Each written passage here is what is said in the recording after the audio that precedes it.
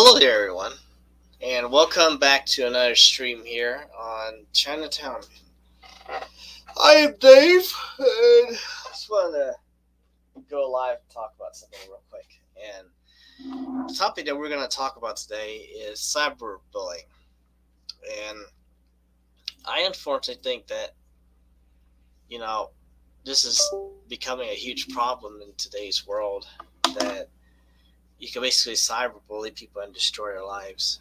Um, and it's all thanks to like internet trolls that they could basically do anything. They could fabricate anything. They could use AI technology to disguise your voice or make up fake text, and just destroy you like entirely.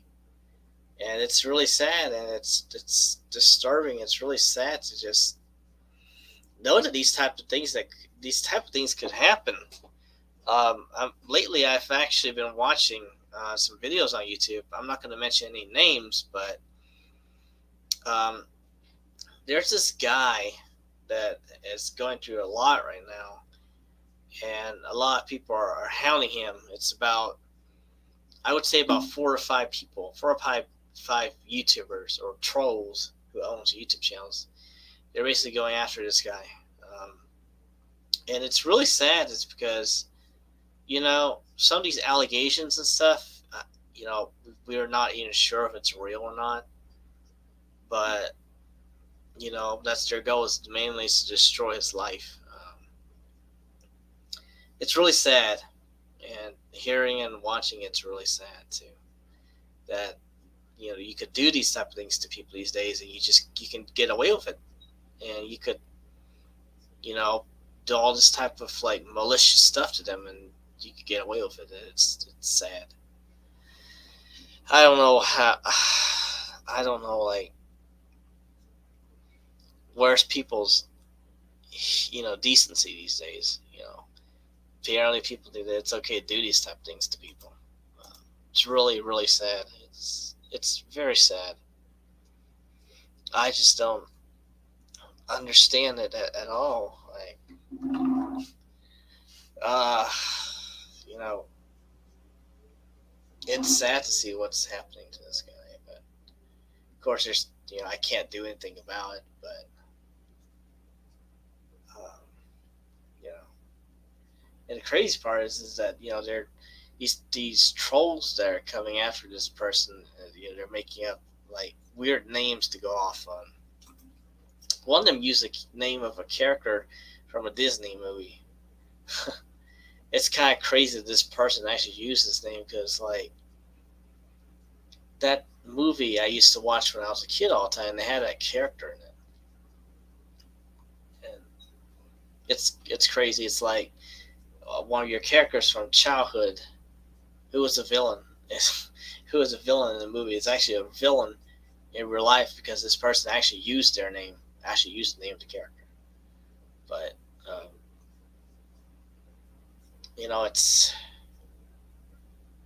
sad. These type of things that could just people could do these type of things, and they could just get away with it. And it's you just can't do anything. There's nothing you could do about it. Like their account gets suspended, they go and they create a new one. It's ridiculous. It's ridiculous. I don't know. It's a shame that people are able to do this type of stuff, but I don't know. I just wish that there was so I could help people, because I'm actually going through the same thing too. But I was able to stop myself from becoming a target, um, because I found out what these people's intentions were. But I think cyberbullying is a crime, and so let's take a look at a video that I found here. This is actually posted by the FBI. So if any of you trolls out here, let's take a look here. Let's see if you could actually get in trouble or not. Um, if you were to do this. So we're gonna switch over to this window and watch the video together.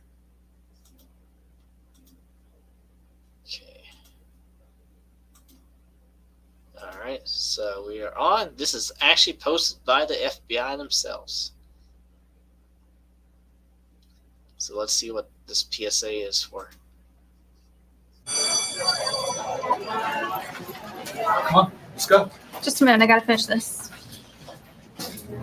Wait, you're gonna post those pictures of Mary? Yep. She thinks she's so hot. But her mom and dad will see them. Her grandmother, her little sister, everyone she knows. It's gonna kill her. Who cares? Just a couple of pictures. It's no big deal. No big deal? Don't. This has gotta stop.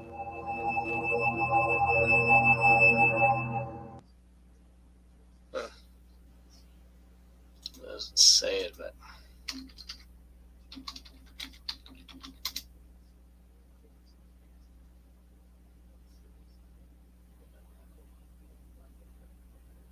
let's see. Let's watch this. Emerging technology can allow cyberbullies to thrive online, leaving your kids at risk in cyberspace. But in this Fox Connecticut investigation, Bo Berman shows us how new strategies in computer crime labs are helping police track them down. Bo.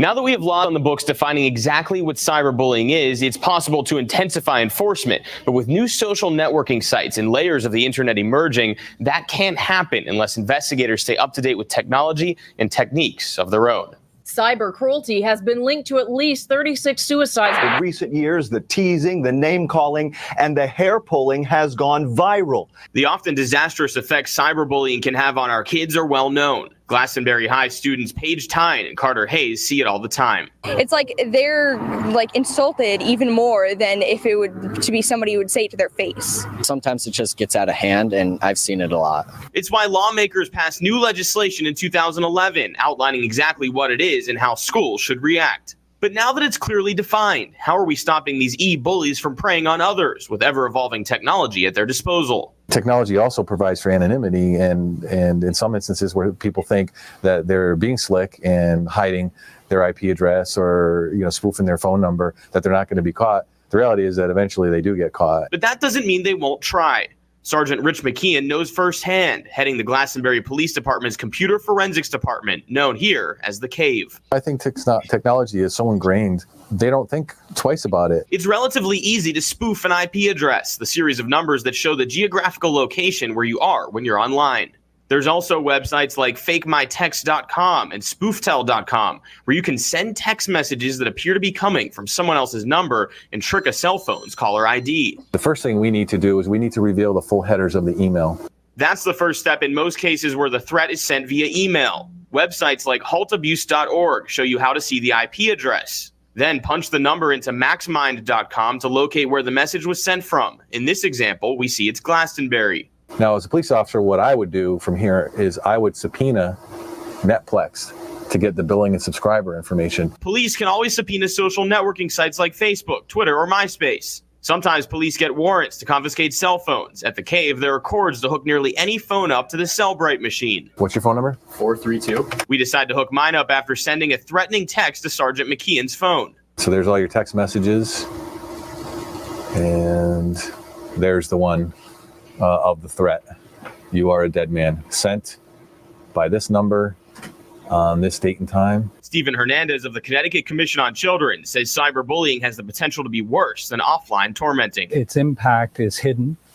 Oftentimes it's done behind closed doors. It can be done from home, so it expands the level of bullying potential. Back at the lab, some of the cutting-edge techniques were off limits for us because of the cat and mouse game they play with online bullies. It would be too risky to give away certain secrets. But Sergeant McKeon hopes potential cyberbullies receive his message directly. If you wouldn't say it to someone's face, don't say it online or through a text message. And that really does hold true because we can track you down. The hope is that these efforts will begin to curb cyberbullying here in Glastonbury and across Connecticut. Monitor Facebook, Twitter, MySpace, whatever there is out there. Just monitor it and just crack down big time on it. Glastonbury's forensic lab was funded by the National White Collar Crime Center's Fast Track program, a federal grant for access to the latest devices to counter cyber crime. They take advantage of their resources by assisting agencies across the state after receiving training from the State Police Computer Crime Lab.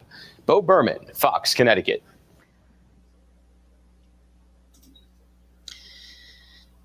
So yeah, so you see,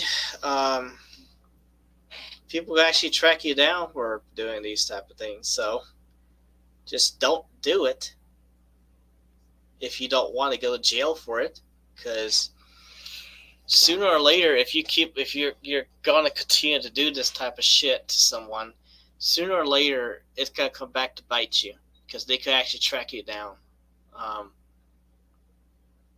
Just like what you saw in the video.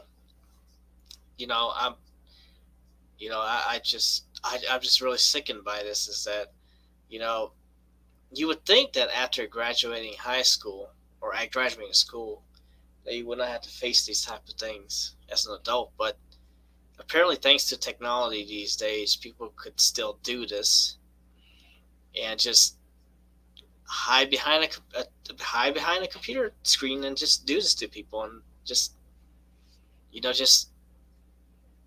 do it and not have to fear consequences. Well, like you see there, they could still track you down. So, I mean, I kind of felt like I needed to make this video or this stream, because I'm just after just watching what's going on that's happening in this world, to not only that guy, but to all these other people that I've seen it's happening to, and potentially myself too. I mean, it's disgusting. I don't get why people think it's okay to do these type of things, but apparently they just think it's okay to hide behind a desk and do this type of shit to people. It's stupid. It's really, really, really sad that we have to, we have to. This is the type of shit that we have to, look at. Though this type of shit that we're actually talking about right now on the stream. It's sad that this stuff is even like existing. It's really sad. I just don't get it. I know I might be going around in loops and stuff, but it's just blasphemy. I don't even know if that's the right word or not, but it's just I think it's called bewildering. It's crazy. Just don't get it.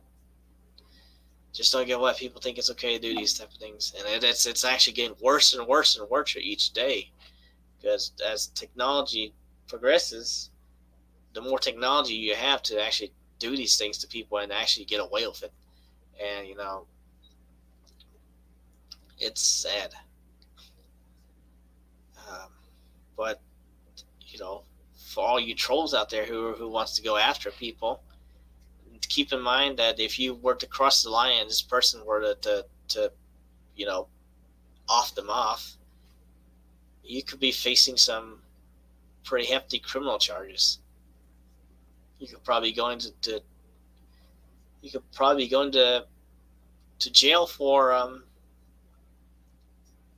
assisted murder. I don't know. There's a charge for it. There's a charge for it when you drive someone to commit suicide. There's a charge for it, and I think it's about a 20 or 30 year penalty for a prison term. So, if you trolls out there thinks it's okay, think it's funny to do this to someone, yeah, then by all means, you want to do it, yeah, continue to do it, but just know that you're putting yourself at risk for a 20 to 30 year prison sentence if you get caught.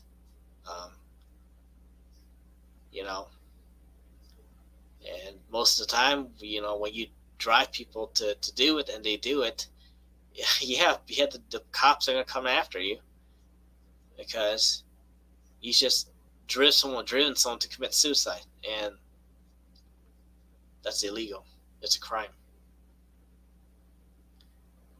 Anyways, sorry for rambling on, but this is just something that was on my mind. I just felt like it's probably best to talk about it. And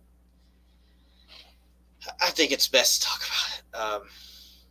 I wanted to just address it and give my thought about it.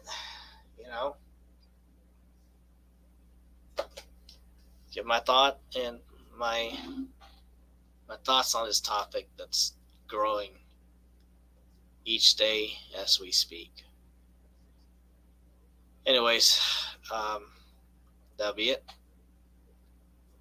All right. Goodbye for now.